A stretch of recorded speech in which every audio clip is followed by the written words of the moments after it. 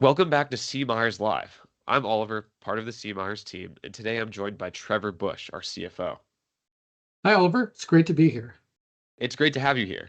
So, today we'll be talking about the journey from accountant to CFO and how you can make the shift. Trevor, I know you have a lot of responsibilities here at C. Myers, and you also come from an accounting background. Can you tell me a little bit more about your journey and what you do now? Sure. Yeah. Before coming to C. Myers, I was in the financial services industry, played roles as a controller and a CFO, and I became a CPA. But I'll say that the largest part of what I got out of my journey, I got over the last 10 years of being with C. Myers and working to help educate and help CFOs and controllers take the next steps on their journey. And so we do that a lot. It's been a great opportunity to see where folks are at and what they need to take those next steps and help them connect with the level of responsibility that comes with a CFO. Yeah, so you have a ton of experience working with financial leaders, and as someone who works with clients on a regular basis, you and the rest of the C. Myers team talk a lot about strategy and strategic thinking. Can you talk a little bit more about what that actually looks like in a CFO's position? Yeah, sure. Working with so many folks who are seeing that role as new, that transition from finance and accounting leader to more of a CFO, the strategic nature of that is really about stepping away from all of the work that's been done to get technically savvy, to become financially competent, and now use those skills to connect with the business, to understand exactly what the financial institution is doing and what kinds of decisions are being made. What are the strategies? How does the financial performance align with the things that are being done with the business? And how does it support it? And why are decisions made to drive different kinds of things overall? So moving beyond finance and accounting and really connecting overall. For example, a story that might come up in one of these conversations is about profitability and understanding from a finance perspective that some loans are more profitable than others, to be able to contribute that kind of information to allow decision makers to consider the context of why they are or aren't doing more of those loans. Maybe there's no demand. Maybe there's a lot of demand and they just didn't recognize the connection with the financial information. So those are places where a CFO can start to really generate value beyond just delivering the financial information and playing the financial role. It's connecting with the business. Interesting. So it sounds like suddenly you're going from thinking about the details of accounting to all of a sudden thinking about the entire organization. Yeah, that's exactly right. This idea of you've got this knowledge that's so valuable. The key point there, though, is actually starting to become a bridge for that knowledge to the rest of the organization. And so being able to take information that you might consider very detailed in accounting and finance, but step back and introduce it and explain it in a way that uses simple language to help decision makers across the organization understand what they need to better drive their decisions. So for some, all of that finance and accounting is difficult to hear. They're not versed in it. And so the opportunity for a good CFO to communicate and bridge those gaps and develop more information that folks are making decisions from is huge. And it also works the other way. A CFO can be at a place where they're hearing now about what things are being considered for the organization, what decisions are and trade-offs might be out there, and then help drive those through the financials in ways that help decision makers see the potential outcomes and maybe influences different decisions that would have been that are perhaps more optimal. So this bridge idea is super important, and being able to connect it in ways that people understand.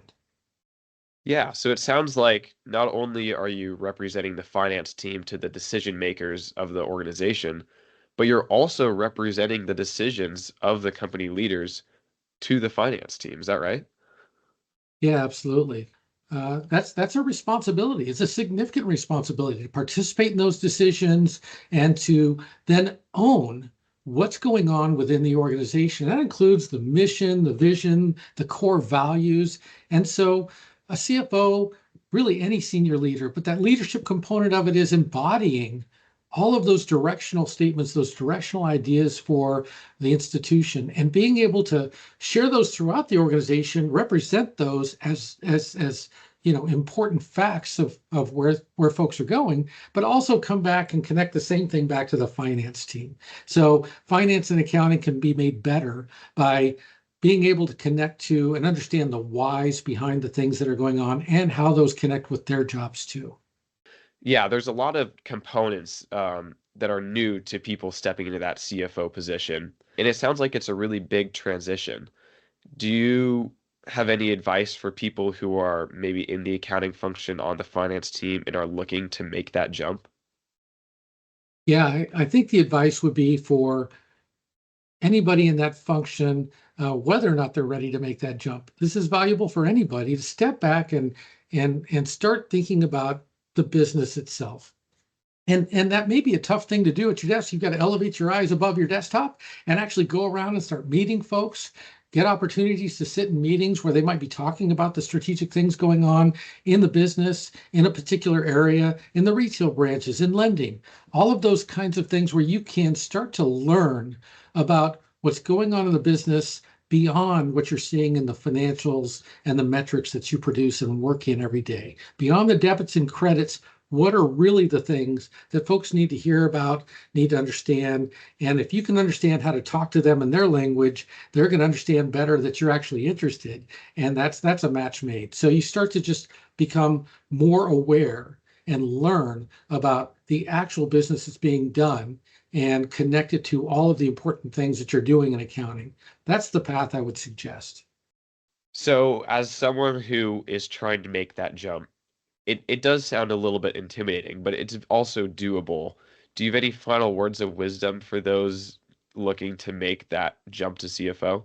Yeah, I would say that I can understand it being seen as challenging and maybe a little scary to jump into something new and outside accounting and finance, really. I'll say there's typically, from what we see from folks, there's a large appetite from senior management and HR and managers in general to really look after folks who demonstrate a desire to do more and a willingness to learn. And whether CFO is the path or not, this opportunity to show folks that you've got an interest in growing, first of all, is in my experience going to be seen very well, and you don't know what opportunities could come of it. But then I'd suggest, make a plan, work with your supervisor, consider, a stint in, if could you go work for a couple of days in each of the areas of the financial institution? Could you do a job in internal audit for a while? What kinds of things might give you that access to what's going on in the business different than you might get from within the finance team itself? And so again, I think folks are always looking for good talent. My encouragement would be start the path, take some steps, and you might be surprised at what you find. Certainly encouraging to hear that senior leaders are always looking for people to step up and branch into those more strategic roles. So thank you, Trevor, for sharing your wisdom. You clearly have a lot of it, given the amount of clients and CFOs you work with. For those listening, I hope this conversation brought value to you and is helpful in your journey. If you're curious to learn more, you can find us at cmyers.com. And don't forget to check out any of our other insights and podcasts as well. And, of course, please reach out if you have any questions or would like to speak with one of our consultants. Thanks again, Trevor, for being here. This was great. Thanks so much, Oliver.